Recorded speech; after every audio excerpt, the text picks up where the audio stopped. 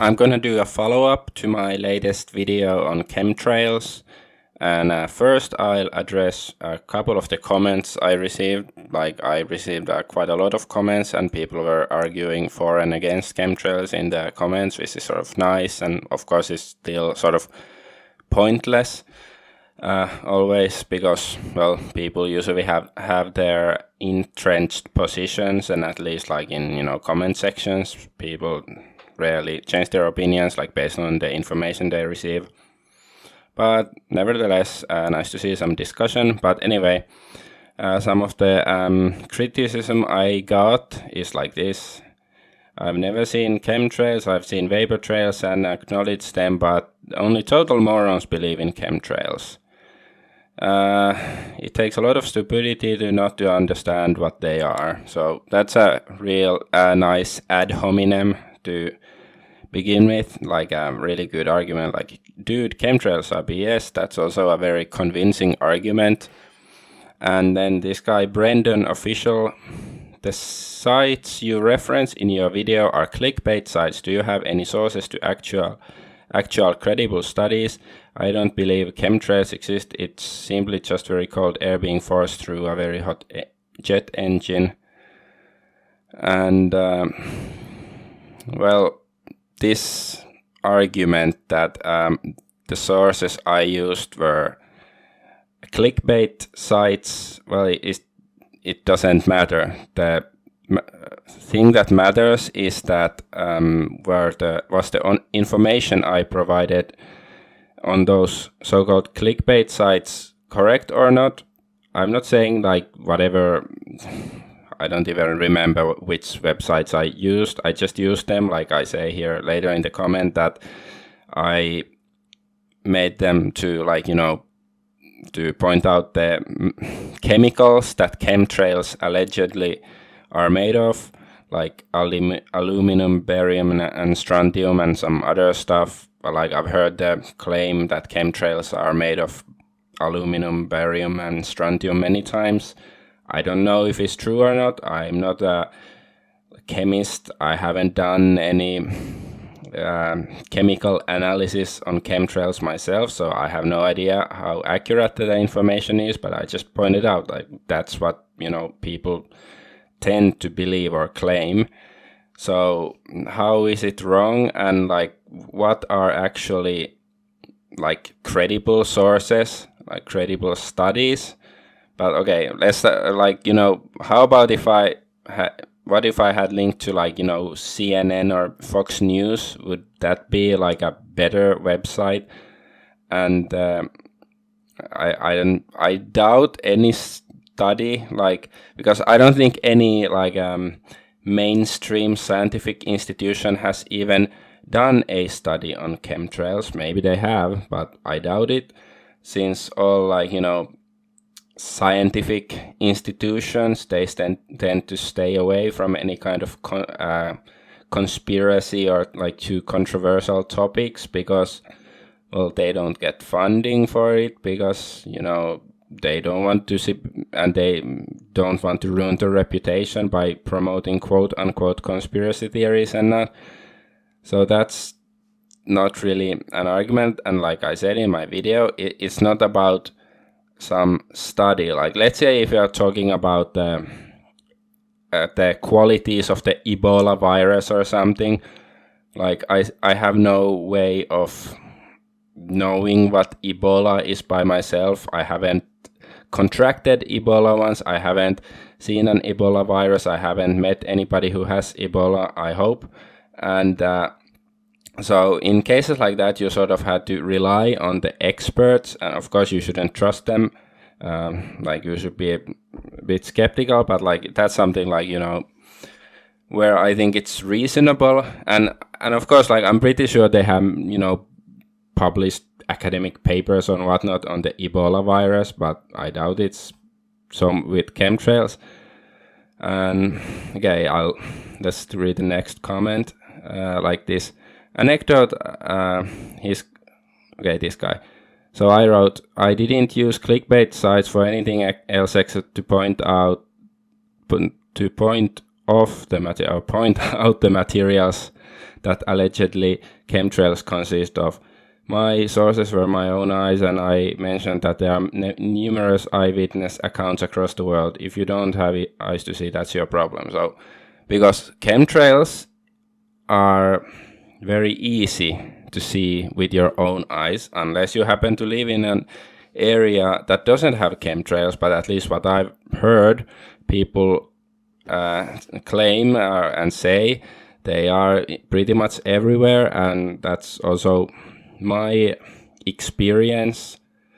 Like, of course, I haven't been to, every country in the world, or nothing close to that, so I cannot comment it, say that what the actual exact, which countries have it or which cities have them the most often and whatnot. I cannot, but generally, based on my own observations and the accounts of other people, chemtrails seem to be pretty much everywhere.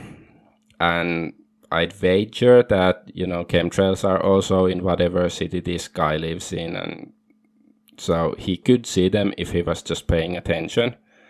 So anyway, and this guy, Andrew, tells us, anecdotal evidence doesn't mean anything, dude, when science disagrees with you. So how is it anecdotal evidence if it's something I can see? Do I have to link to a scientific paper to prove that rain exists or that snow exists? Because it's, quite frankly, I think it's more common to see chemtrails in the sky if I go out than to see rain. It doesn't rain that often here in Finland. So I think, yeah, chemtrails are more common to see than rain, at least if you're paying attention. Of course, chemtrails are more easy to ignore if you're just in the city and you're not paying attention to what happens to the sky. But, rain you also feel and stuff. But still, chemtrails are that common. So, okay, that's all with the comments, because I don't find their so-called criticism very relevant. All I see is from them the desire to ignore the problem, because the implications of chemtrails are not very comfortable. Like this guy, Brendan official, he wants so-called credible sources, because so he won't even look at it, because he can, he has a justification to reject everything just because it doesn't come from quote unquote credible sources. And somewhere later on in the comments, I don't want to look for it now, but this guy or some other guy also rejected somebody else who was saying that chemtrails are real, and then the commenter said something some of your sources seem interesting, but then you link to Wikipedia. That doesn't debunk, I know Wikipedia shit, you shouldn't rely on Wikipedia on controversial topics, but if I want to know during which years was Eisenhower the president of the US, I'm pretty sure usually in matters like that, very simple matters, Wikipedia is reliable. So if you don't even read the Wikipedia article, you cannot dismiss it. It doesn't make any sense. But it's people like this, they don't have their own judgment. They only believe on in the whoever or whatever they consider to be the expert, and if somebody, if the experts call somebody pseudoscientist or conspiracy theorist, then they just disregard it without even listening. So okay, I should point out again the difference between contrails and chemtrails. This is a contrail. As you can see, the plane has flown here, and already back here, the contrails are dissipating. The contrails stay in the air only a few seconds or something, and then they vanish. Chemtrails, on the other hand, they stay up like first they are something like this, like, you know, these lines, like this here, lines. This is weird. And like, you know, they are something like this, and then gradually they start to dissipate. They become more like, you know, blurry and cloud-like, and then something like this. And eventually, I think, like, I've seen it myself a few times. Like, first there's like a, you know, a clear chemtrail line in the sky. Then maybe 30 minutes or an hour later, it's more hazy like this. And then maybe another hour later, there's a cloud there, like a fairly normal looking cloud. But like I've seen this on days when there were no clouds in the sky. There were only, you know, the blue sky and chemtrails, and then hour or two later there are clouds where the chemtrails used to be.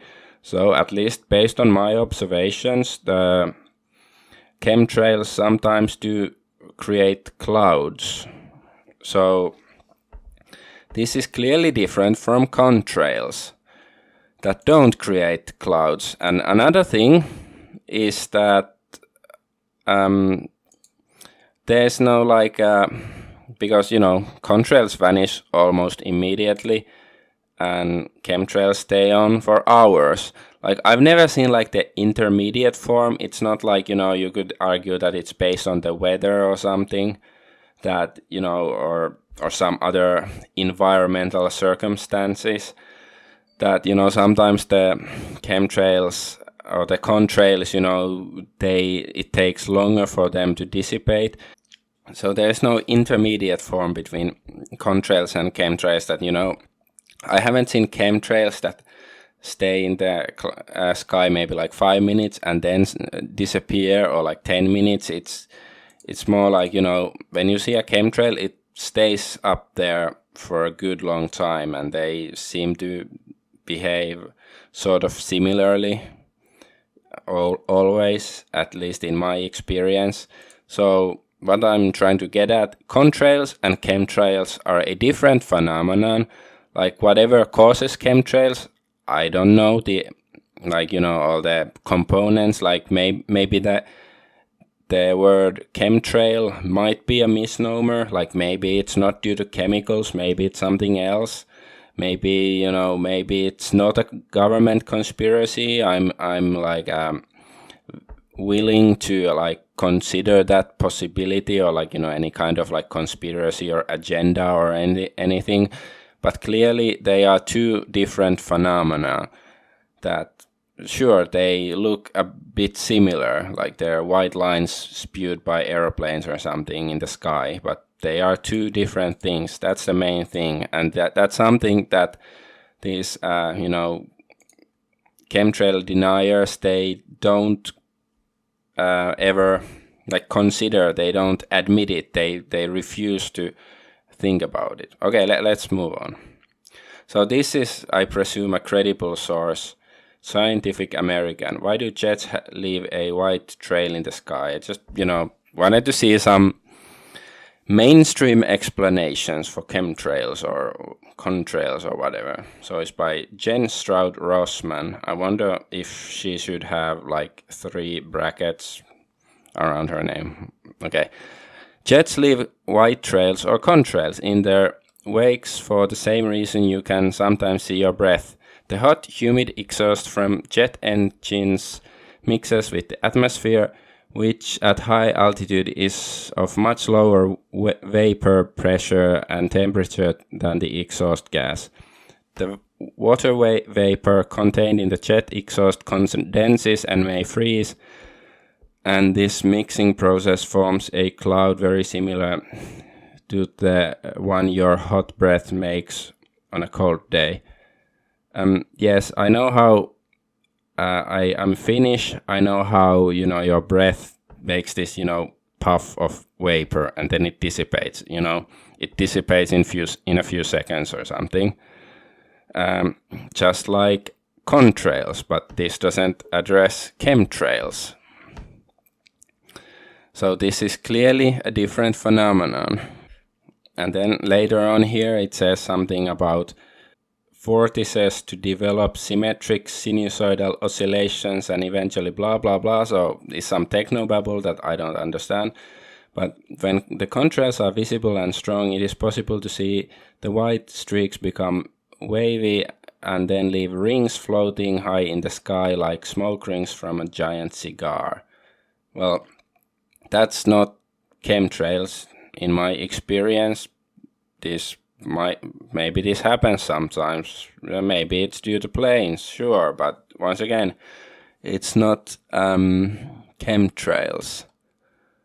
So, well, this article doesn't claim to be about chemtrails, but I was just like, clearly, this is talking about contrails. It's not talking about chemtrails, once again. Two different phenomena.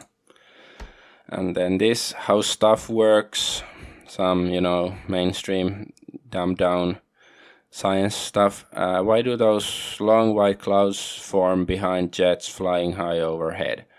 The clouds that jets form on certain days are called condensation trails or contrails. Some days the contrails will form thin lines that cross the entire sky. Other days they will be much shorter, and some days there will be none at all. A contrail forms because of the components of the jet engine exhaust is water. Jet fuel is made of carbon and hydrogen. When the jet fuel burns with oxygen, most of the exhaust consists of CO2 and water. The water is generally an invisible vapor. So yeah, it says the same stuff about this. When you about winter and exhaling. When you exhale, your breath contains a great deal of invisible water vapor as well. You may have noticed on certain days in the winter, your breath will form a cloud of condensation when you exhale.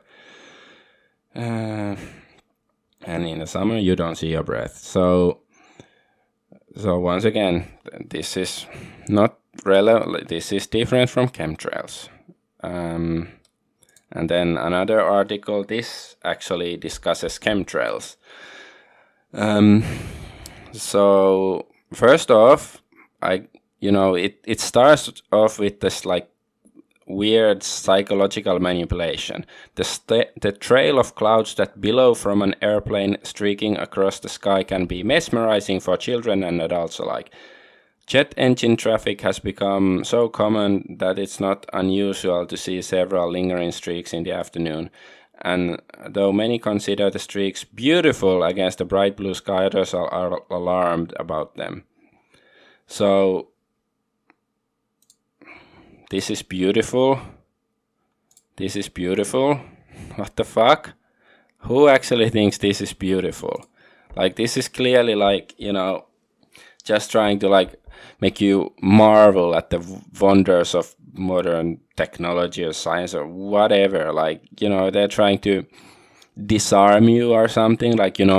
If you are worried and, let's say you read this, you hear about chemtrails and you read this article expecting them to, be honest and up about and, give you the scientific fact. And then it's oh, I didn't think it's beautiful, but yeah, now that you put it like that, maybe it's beautiful. It's absolute bullshit.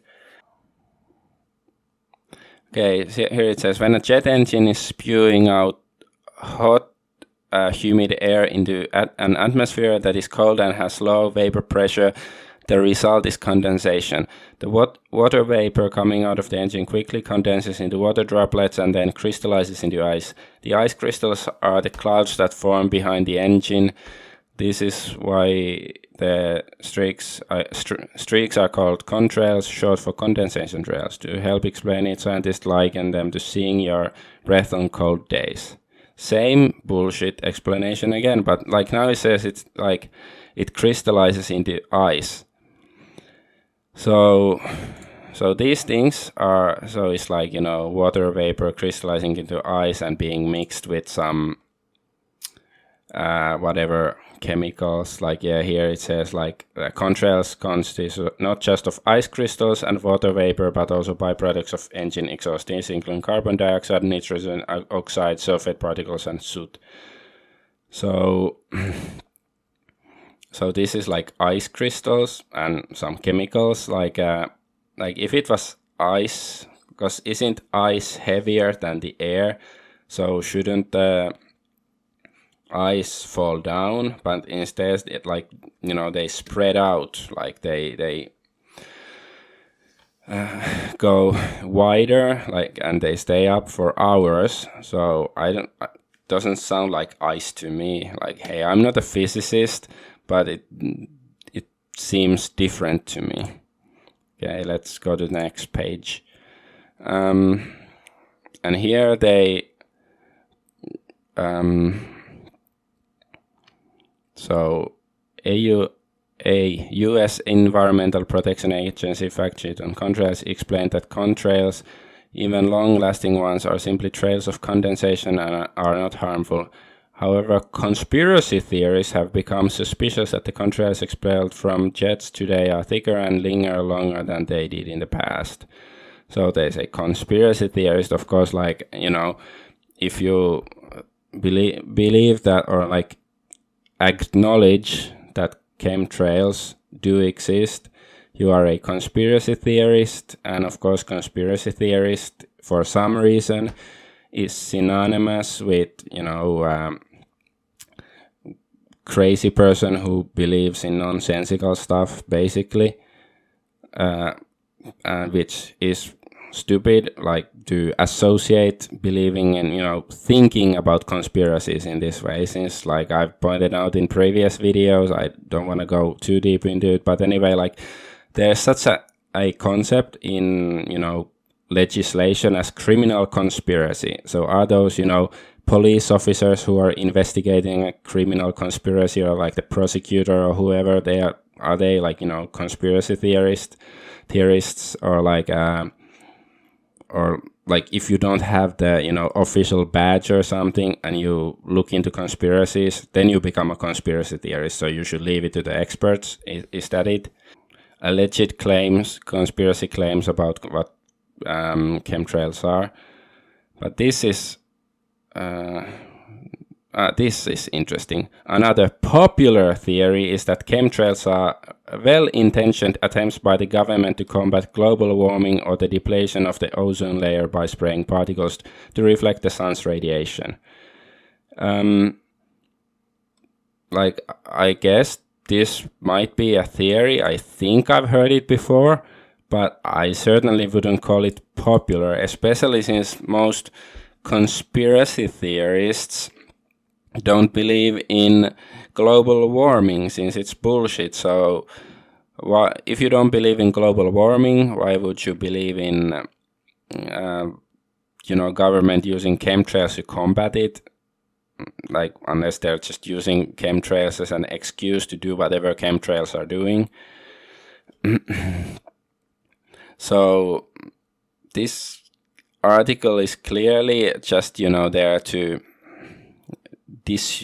dissuade you from, you know, looking at conspiracies with a you know, rational and skeptical mind, and, you know,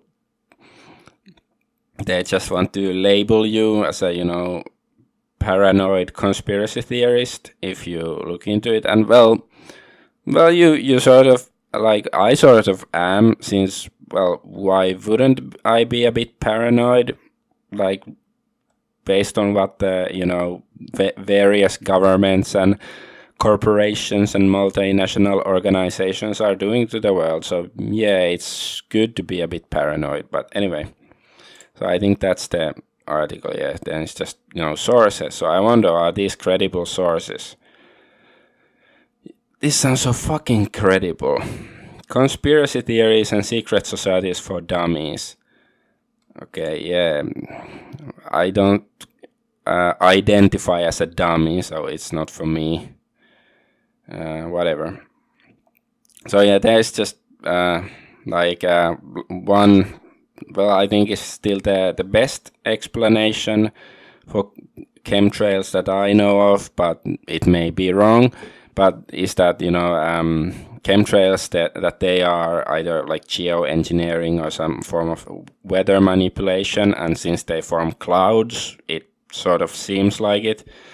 But like, there's this concept of cloud seeding, which is that they plane flies over the cloud and drops silver iodine or dry ice on the cloud. But chemtrails are clearly different, since they don't always just, leave chemtrails on the cloud. So it's a different phenomenon, once again, from this as well. When I saw, yesterday, when I started seeing like, oh, I got quite a few dislikes on my video, I noticed I managed to trigger some people. And that's always like a sign that it's something that people don't want to hear about, because on a deeper level they understand that there's something there that they should look into, but they don't want to because it makes them feel uncomfortable, and the implications are very dire. And also if they were to talk about it in public, they face the condemnation of society. You are a heretic or a kook or whatever if you talk about stuff like this. Like, let's say 10 years ago, talking about 9/11 being, questioning the official story on 9/11, it used to trigger people back then, but I guess now it doesn't trigger people so much, even though most people still believe the official story, but they've just gotten so used to terrorism and stuff, they don't, it's just ancient history to most people. It doesn't really matter to them, so they don't really care. But on some level, because, well, those people who refuse to acknowledge chemtrails probably have seen chemtrails, but they just don't want to admit it because they don't want to get ridiculed and ostracized by society, and also they don't want to think about the implications that maybe the government is poisoning them, or making secret geoengineering experiments and not telling you about it, or whatever they are doing with them. But yeah, these people who even refuse to look openly, with an unbiased view, they are useful idiots. And I think idiot is a really apt word here, because they're idiots and cowards, and I don't mean it in an ad hominem. I think it's descriptive, since according to my understanding, in ancient Greece, that's where the word idiot originates from. It meant that somebody who does not participate in politics or doesn't look into it, and if you don't participate in politics, if you don't care about it at all, then you are bound to get to be ruled by whatever evil assholes that rule over you. And that doesn't mean I think you should go vote or participate in the system, but you should understand how it works and whatnot, and try to figure out what to do with stuff. But that's another thing. But anyway, I just see this triggered people, my previous video, which is I guess that's a good thing. I don't mean it as a I'm an asshole, I'm a troll, I trigger people. It's more it sort of forces them out of their comfort zones, which should be good, and maybe someday they will think about it.